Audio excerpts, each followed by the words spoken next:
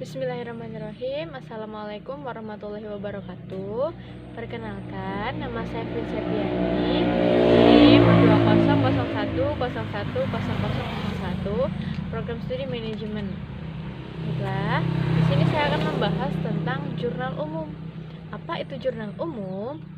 Jurnal umum adalah catatan yang sistematis dan kronologis dari transaksi-transaksi finansial dengan menyebutkan perkiraan yang akan didebit dan kreditkan, disertai jumlah masing-masing dan keterangan singkat setiap transaksi tersebut.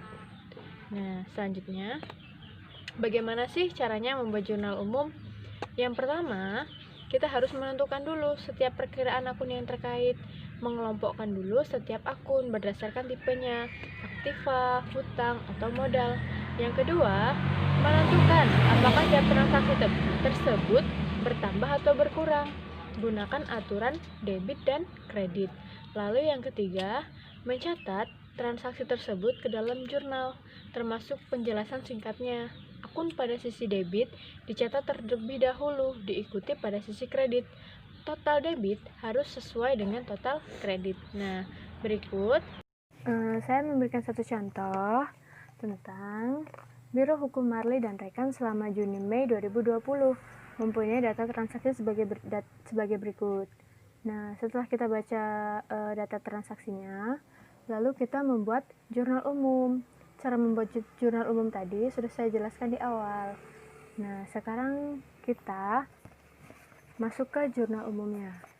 Pada tanggal 1, diterima pendapatan jasa konsultasi hukum sebesar Rp7.800.000. Nah, pada tanggal 1 ini, keterangannya menjadi kas, masuk di debit sebesar Rp7.800.000.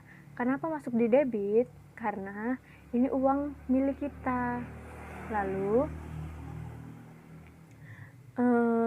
ini masuk ke pendapatan. Lalu pada tanggal 2, dibayar sewa ruangan untuk 1 tahun sebesar Rp900.000. Nah, keterangannya dia menjadi beban sewa ruangan karena digunakan untuk membayar sewa ruangan sebesar Rp900.000. Nah, dia masuk di kredit. Kenapa? Karena kas yang tadi berkurang Rp900.000 untuk membayar sewa ruangan. Lalu pada tanggal 4, dibeli perlengkapan secara kredit dari toko cahaya seharga Rp750.000. Nah, karena dibeli perlengkapan secara kredit, otomatis keterangannya menjadi hutang. Nah, hutangnya masuk di bagian kredit karena dihutang tadi sebesar Rp750.000. Lalu pada tanggal 7, dibayar biaya listrik dan telepon sebesar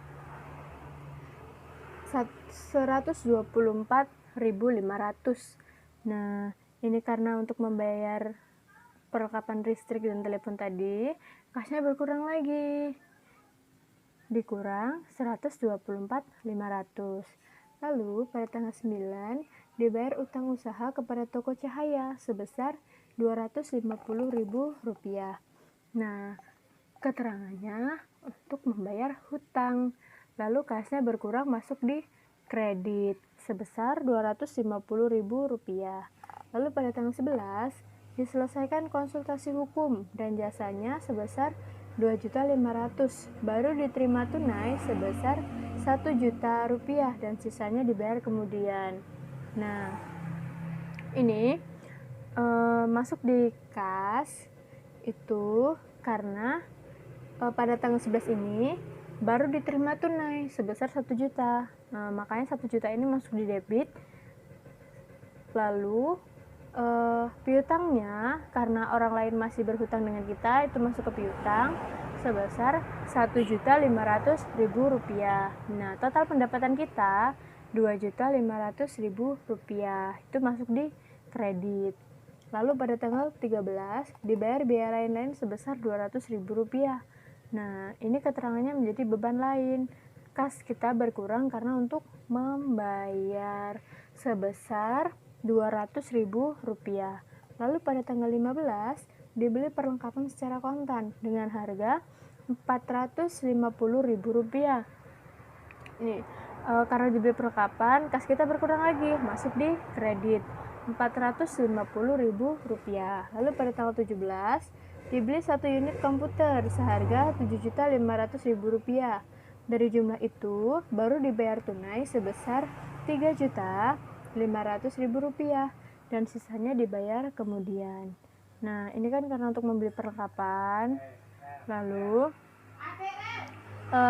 kita masih punya hutang sebesar Rp4 juta karena baru dibayar sebesar Rp3.500.000.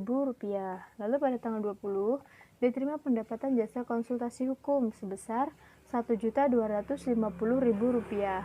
Nih, pada tanggal 20 dia masuk ke pendapatan sebesar Rp1 juta. Lalu pada tanggal 23 diterima piutang usaha sebesar Rp1 juta. Nih, piutang usaha pada tanggal 23 sebesar Rp1 juta. Nah, masuk di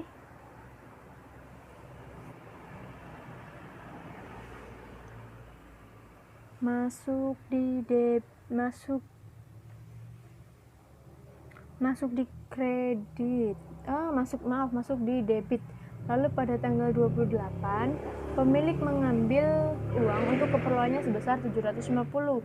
Nah, karena pemilik mengambil uang untuk keperluan pribadi, maka dia masuk ke prive sebesar Rp750.000. Itu masuk, dia menjadi kredit juga. Lalu pada tanggal 30 diselesaikan pekerjaan jasa konsultasi hukum dan jasanya sebesar Rp2.500.000 akan diterima bulan depan. Nah, itu piutang karena orang lain masih berhutang dengan kita atau pribadi. Dia menjadi pendapatan. Nah, pendapatannya sebesar Rp2.500.000. Nah, untuk menjumlahkan, kita jumlah bagian sisi debit dari tanggal 1 sampai tanggal 30. Lalu, cara menjumlahkan bagian kredit, kita jumlahkan dari tanggal 1 sampai tanggal 30. Hasilnya Rp25.474.000. Nah, jika hasilnya balance atau sama, maka persamaan yang kita buat itu benar. Namun, jika antara sisi debit dan sisi kredit itu berbeda, berarti dalam kita memasukkan angka ada yang salah. Terima kasih, itu yang dapat saya sampaikan. Assalamualaikum warahmatullahi wabarakatuh.